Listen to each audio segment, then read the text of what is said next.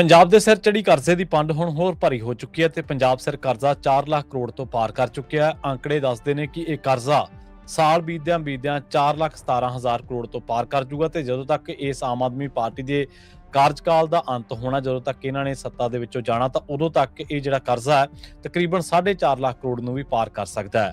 ਅਸਲ ਦੇ ਵਿੱਚ ਜੇਕਰ ਅੰਕੜਿਆਂ ਤੇ ਗੌਰ ਕਰੀਏ ਤਾਂ 1952 ਦੇ ਵਿੱਚ ਪੰਜਾਬ ਸਿਰ ਕਰਜ਼ਾ ਮਹਿਜ਼ 78 ਕਰੋੜ 31 ਲੱਖ ਰੁਪਏ ਸੀ। ਸਾਲ 1964 ਦੇ ਵਿੱਚ ਇਹ ਵੱਧ ਕੇ 300 ਕਰੋੜ ਹੋ ਗਿਆ। ਉਸ ਤੋਂ ਬਾਅਦ ਪੰਜਾਬ ਦੇ ਵਿੱਚ ਕਾਲੇ ਦੌਰ ਦੇ ਵਿੱਚ ਇਹਦੇ ਵਿੱਚ ਬੇਤਹਾਸ਼ਾ ਵਾਧਾ ਹੋਇਆ, ਪਰ ਬਾਅਦ ਦੇ ਵਿੱਚ ਇਹਦੇ ਵਿੱਚ ਕੁਝ ਮਾਫ ਵੀ ਕੀਤਾ ਗਿਆ ਸੀ।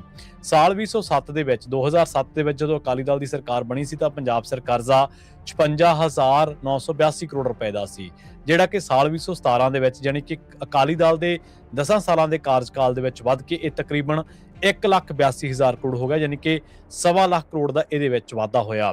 ਉਸ ਤੋਂ ਬਾਅਦ ਸਾਲ 2017 ਦੇ ਵਿੱਚ ਕਾਂਗਰਸ ਦੀ ਸਰਕਾਰ ਬਣਦੀ ਹੈ ਤੇ ਜਦੋਂ ਤੱਕ ਕਾਂਗਰਸੀ ਸੱਤਾ ਦੇ ਵਿੱਚ ਜਾਂਦੇ ਨੇ 2022 ਦੇ ਵਿੱਚ, ਤਾਂ ਉਦੋਂ ਤੱਕ ਇਹ 5 ਸਾਲਾਂ ਦੇ ਵਿੱਚ ਹੀ 1 ਲੱਖ ਕਰੋੜ ਦਾ ਕਰਜ਼ੇ ਦਾ ਵਾਧਾ ਕਰ ਜਾਂਦੇ ਨੇ, ਯਾਨੀ ਕਿ ਪੰਜਾਬ ਸਿਰੇ ਕਰਜ਼ਾ ਵੱਧ ਕੇ 2,82,000 ਕਰੋੜ ਹੋ ਜਾਂਦਾ ਹੈ। ਜਦੋਂ ਆਮ ਆਦਮੀ ਪਾਰਟੀ ਦੀ ਸਰਕਾਰ 2,82,000 ਕਰੋੜ ਤੋਂ ਸ਼ੁਰੂ ਕਰਦੀ ਹੈ ਤਾਂ ਹਲੇ ਸਰਕਾਰ ਦੇ 5 ਸਾਲ ਪੂਰੇ ਨਹੀਂ ਹੋਏ ਤੇ ਹੁਣ ਪੰਜਾਬ ਸਿਰ ਕਰਜ਼ੇ ਦੀ ਪੰਡ 4,17,000 ਕਰੋੜ ਨੂੰ ਪਾਰ ਕਰ ਚੁੱਕੀ ਹੈ।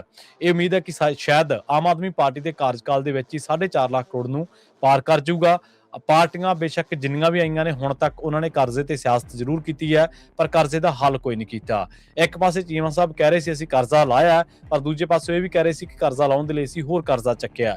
ਸੋ ਇਹਦੇ ਵਿੱਚ ਜਿੱਥੇ ਪੰਜਾਬ ਦੀਆਂ ਸਿਆਸੀ ਧਿਰਾਂ ਜ਼ਿੰਮੇਵਾਰ ਨੇ, ਉੱਥੇ ਪੰਜਾਬ ਦੇ ਵਿੱਚ ਜਿਹੜੀ ਅਸਲ ਦੇ ਵਿੱਚ ਦਿੱਲੀ ਦੇ ਵਿੱਚ ਜਿਹੜੀ ਕੇਂਦਰ ਸਰਕਾਰ ਬੈਠੀ ਹੈ ਉਹ ਵੀ ਕੋਈ ਘੱਟ ਜ਼ਿੰਮੇਵਾਰ ਨਹੀਂ ਹੈ। ਉਹਨੇ ਪੰਜਾਬ ਨੂੰ ਰਿਆਇਤਾਂ ਜਿਹੜੀਆਂ ਫੈਸਿਲਿਟੀਜ਼ ਸੀ ਉਹ ਮੁਹੱਈਆ ਨਹੀਂ ਕਰਵਾਈਆਂ, ਜਿਨ੍ਹਾਂ ਕਰਕੇ ਪੰਜਾਬ ਸਿਰ ਕਰਜ਼ਾ ਹੋਰ ਚੜ੍ਹਦਾ ਹੋਰ ਚੜ੍ਹ ਗਿਆ।